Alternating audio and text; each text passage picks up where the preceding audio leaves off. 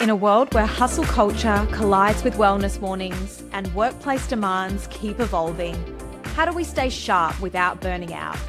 How do we navigate the endless stream of wellness trends while actually getting results? This is the Work and Wellness Podcast, and I'm your host, Ange Davies. Drawing from my own journey of wins, stumbles, and honest revelations, I'll be bringing you raw, unfiltered conversations with experts and inspiring guests who've been there, lived it, and found a better way. Together, we'll cut through the noise and workshop what it really means to be well in today's workplace. No more choosing between success and sanity. No more sacrificing health for achievement. Whether you're struggling with burnout, searching for purpose, or simply ready to work smarter, not harder, you're in the right place. This is real talk about real solutions for real people. Let's get into it.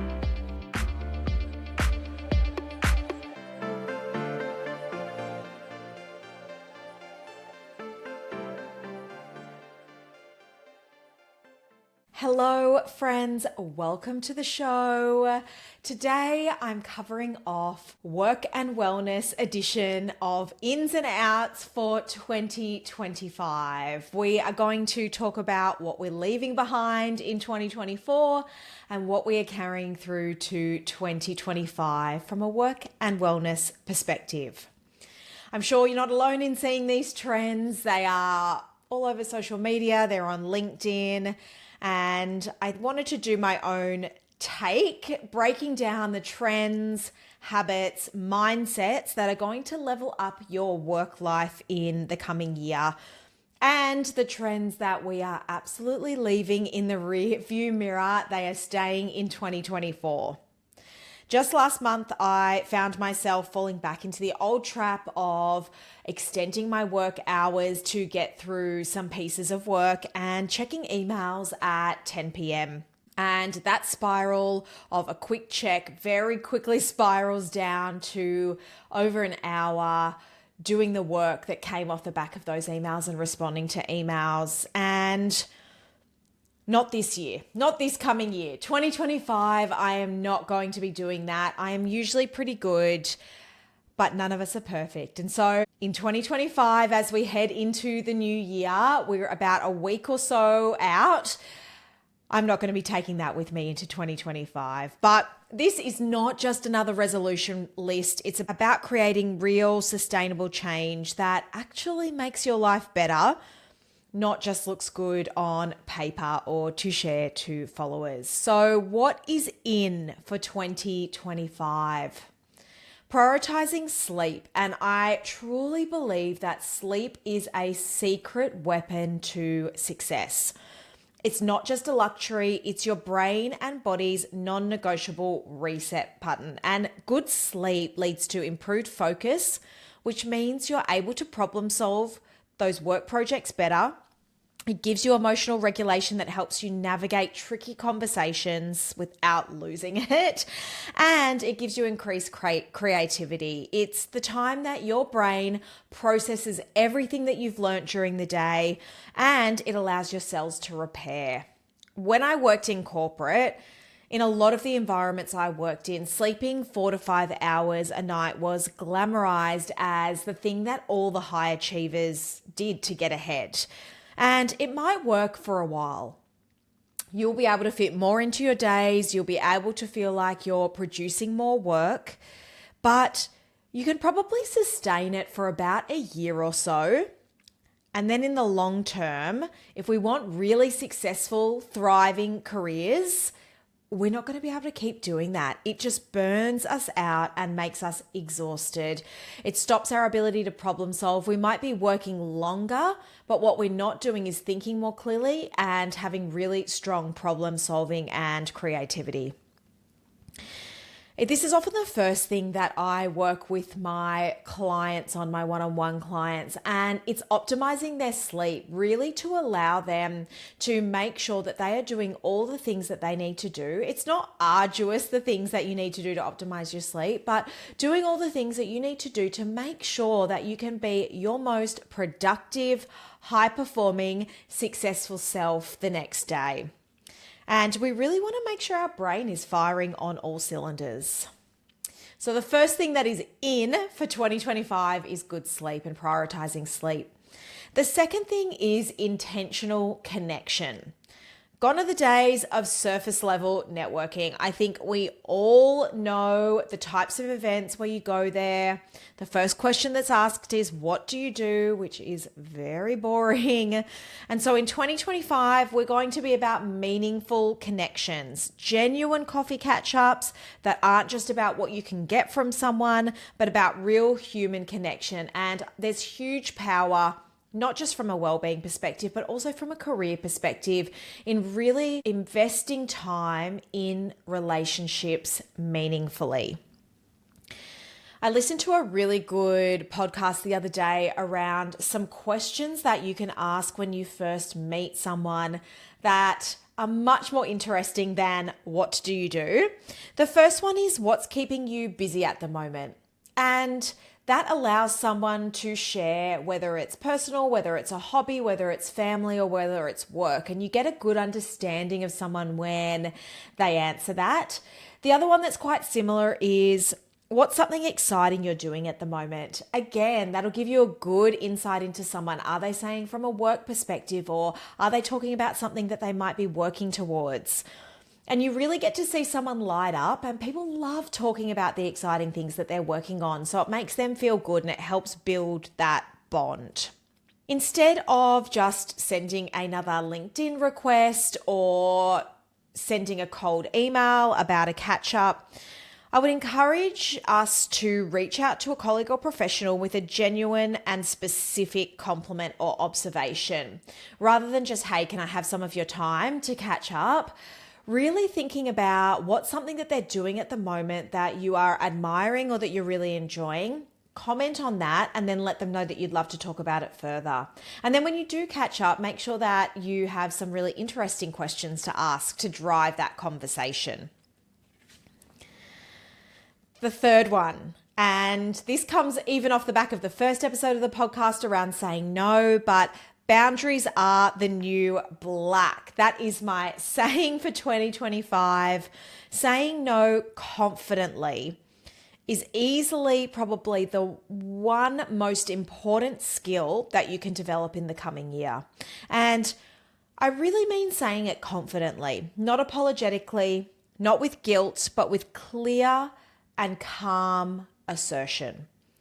If you haven't listened to episode 1 yet, I encourage you to listen back because it does give some really good tips on how to say no and specific sentences that you can use. The fourth one is salary transparency. We're not just whispering about pay anymore. This is something I am incredibly passionate about. I want us to be openly talking about pay, but in the sense and with the undertone that it leads to better outcomes for everyone. I'm not talking about that crass salary sharing or crass income generating that you often see on social media, but more people really leaning in to talk about the value that they're offering and what salary banding that they're in to make sure that there is transparency and fairness and equality in pay. And it starts with each of us being brave enough to have those uncomfortable conversations. I encourage, from a salary transparency perspective, research market rates for your role if you're going for a new role, or even if you're looking for a promotion or a pay rise. If you're a hiring manager, share salary ranges in job postings and and support your colleagues to negotiate for fair compensation. Sometimes workshopping things back and forth can be really helpful for someone going into a salary negotiation conversation. I actually have a free salary negotiation guide on my Instagram on mind.your.grit. It helps you step out all of the things that you can put together to pitch a business case for salary negotiation. But salary transparency is in for 2025. No more hiding salaries and having people on vastly different salaries for the same role in particular. Digital wellbeing. Digital wellbeing is in for 2025. And this is really about swapping mindless scrolling for intentional tech use, because I do believe there is so much power and benefit in the use of technology when we do it mindfully. My current favorite apps that help me be more mindful are Superhuman. These are activations that prime your brain and your mindset. So it might be to have a great day. It might be to help workshop your goals for next year. They're really cool. They're as small as 3 to 5 minutes all the way up to 20 minutes. And sometimes I listen to them when I'm driving to put me in a certain mindset. So Superhuman is a really cool one. Headspace is for those micro meditation moments. If you find yourself unable to sit without an app to help guide you for meditation, Headspace is an excellent one. And Opal. I mean, at this point, I should be sponsored by Opal, I reckon, because I tell everyone about this app. It is excellent for closing down the apps on your phone so that you use them in a time that is productive for you. The final tip that is in for 2025 is making the most of micro moments. So micro moments matter in 2025. Forget the narrative that unless you're doing hours of exercise at the gym, or unless you're doing 20 minutes of meditation, or unless you're going to a full 20-minute breath work, that it's not enough. 2025 is about integrating micro moments into your day, particularly around movement. Standing desks really help. They can allow you to be up and moving throughout the day. Walking calls is excellent when you don't need to be in front of your computer taking calls or meetings, walking around the block. And then desk squats. I love the idea of people getting up every hour on the hour to do their 10 squats. It's something that I speak about a lot. And there's research to show that if you do 10 squats every hour, it counteracts the negative effects of sitting all day. So trying to get those micro moments in where you can move your body or spend some time doing meditation or breath work, rather than putting such pressure on ourselves to make sure that we're doing the full thing. It's really about reducing rather than removing those great habits. Okay, what are we leaving in 2024? Goodbye, gender pay gap. There has been media on this. There's been a lot of articles, and I really am not convinced that organizations are doing enough to close the gender pay gap. There needs to really be systemic change, and we need to rely less on people negotiating for their own salary and really ensure that we're paying them based on the skills and experience that they bring to the role. This looks like demanding transparent pay scales in job descriptions and when you're interviewing, calling out pay discrepancies within your organization, and supporting and amplifying minority voices in your professional network to really help ensure that that gender pay gap is closing. So the gender pay gap is out in 2025. It is staying here in 2024. The next thing that we are leaving in 2024 is mindless scrolling. Mindless scrolling is done for 2025. I want to talk about the real cost of endless scrolling. So the average person spends 2.5 hours daily on social media. That's 912.5 hours a year, which is equivalent to 38 full days imagine what you could learn, create, or experience in 38 days. Instead, in 2025, we're going to practice digital detox strategies and consider using those 38 days to learn something new or spend some time in solitude.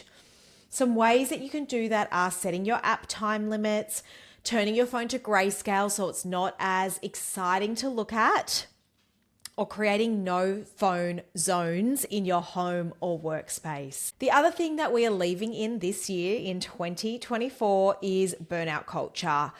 I think we are slowly on the outward cycle or the downward cycle of burnout culture, but I think it's still there. And busy is not a personality trait.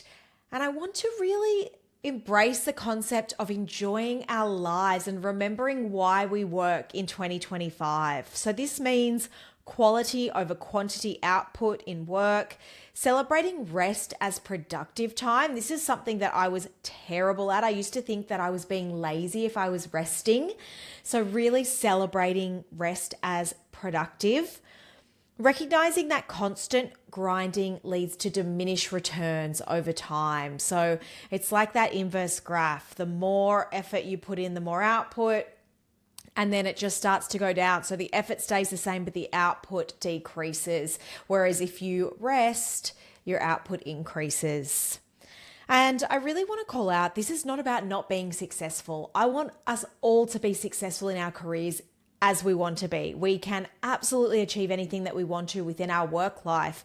It's about working smarter, not harder, though, to get better outcomes. The final thing that is out for 2025 and that we're leaving in 2024 is quick fix wellness. I don't want any more trendy but unsustainable health hacks. It's really about evidence-based, sustainable practices. So we're letting go of detox teas, extreme diet challenges, miracle supplements, and we are bringing in balanced nutrition, consistent, enjoyable movement, and mindfulness and mental health as well. So how do we actually make these changes stick? How do we let go of the things that we were speaking about and leave those in 2024 and bring all of that good stuff into 2025 with us? Start small. Choose one in and one out each month. And maybe it's setting a consistent sleep schedule or blocking social media during work hours or in the evenings. Reflect regularly. Check in with yourself or a trusted friend or loved one. Celebrate the small wins when you've made a swap out, and you might want to create an accountability chat with your friends or loved ones. Accountability is extremely powerful for habit change, and that might really help if everyone's doing one thing or implementing one thing every month. You can all talk about how you're going with it. So here's my challenge to you. What are you saying in 2025, and what habits, mindsets, or practices are you ready to release? Thanks for joining.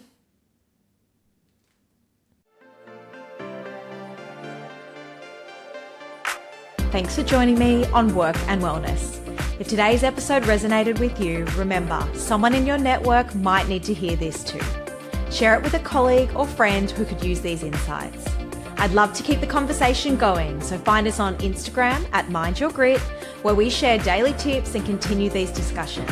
And if you found value in today's episode, please take time to rate and review the show. It makes such a huge difference and helps other people discover conversations they might really need. Don't forget to hit subscribe so you never miss an episode.